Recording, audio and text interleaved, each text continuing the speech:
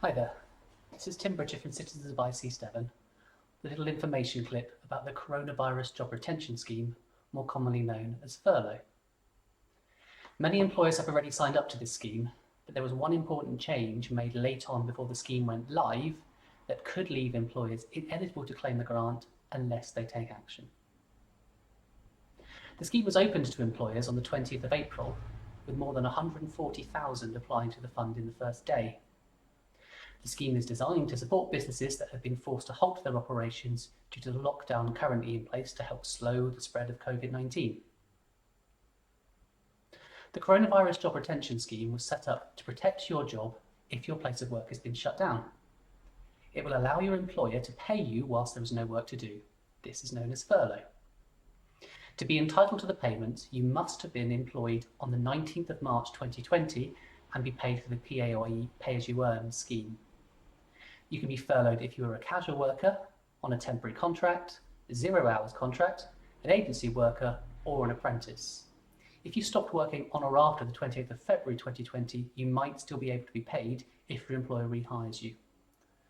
The guidance of what is required for employers to be recognised as furloughed was revised just before the scheme went live. The rules now state that HMRC will only recognise furlough as valid if the employer and employee have agreed in writing, which may be in an electronic form such as an email, that the employee will cease all work in relation to their employment. This means it is not enough for the employer to merely notify the employee that they are furloughed. It needs to be written down that the employee will cease all work. In order to ensure that their workers are eligible for the payments, all employers should either write to or email the employees that they will be claiming for under the scheme. They should include the date that the employee ceased working and that they expect to restart their role once the lockdown has ended.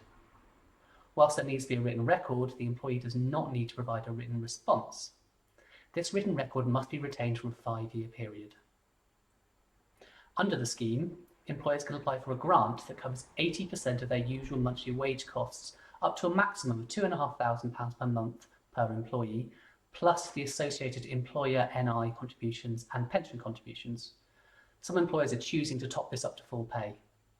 This scheme will continue to run until employees can return to work or until the scheme ends, which is currently the 30th of June 2020. HMRC will work out each employee's normal pay before tax. This will be without any bonus or commissions. You will pay your tax and national insurance and any pension contributions. If this leaves you below minimum wage, this is legal for this period because you are not working. If your pay varies, then they will pay you the higher of the amount you earned in the same month last year or the average of your monthly earnings last year. If you're working longer, then you'll be paid for an average of your monthly earnings since you started employment. The lower level of income available to you might mean that you become eligible for some benefits. If you find that you are short of money each month due to being furloughed, it's a good idea to have a benefits check or income maximisation check. We can carry these out for you over the telephone, so contact us and leave your details and we will ring you back. There are some additional protections in place for people who have been self-isolating or who are on sick leave at the start of a lockdown period. If you're on sick leave because you are self-isolating, you should be in receipt of statutory sick pay. However, your employer can still furlough you, and if they do, you'll be eligible for the 80% grant rather than for statutory sick pay. If you are shielding or required to stay at home, speak to your employer about whether they can or plan to put you on furlough. Your employees can furlough you in this situation even if the business isn't shutting down. People who work for more than one employer can receive money under the scheme from each employer. It's also permissible to work for someone else whilst on furlough as long as your contract says that's okay, and in so doing doesn't affect your furlough money. But if you do get a new job, you should make sure you can go back to work for your original employer when that's over. You can also volunteer. It is vital for employers to send a written record to all their employees so they'll be able to reclaim any wages paid out in April and be eligible to receive the grant on an ongoing basis. Your employer will send you a letter or email explaining that you will be paid and that you must cease all work for them whilst this is happening. If you haven't heard anything, contact them and ask for confirmation in writing. Citizens Advice has information about how furlough works and the do's and don'ts of the scheme.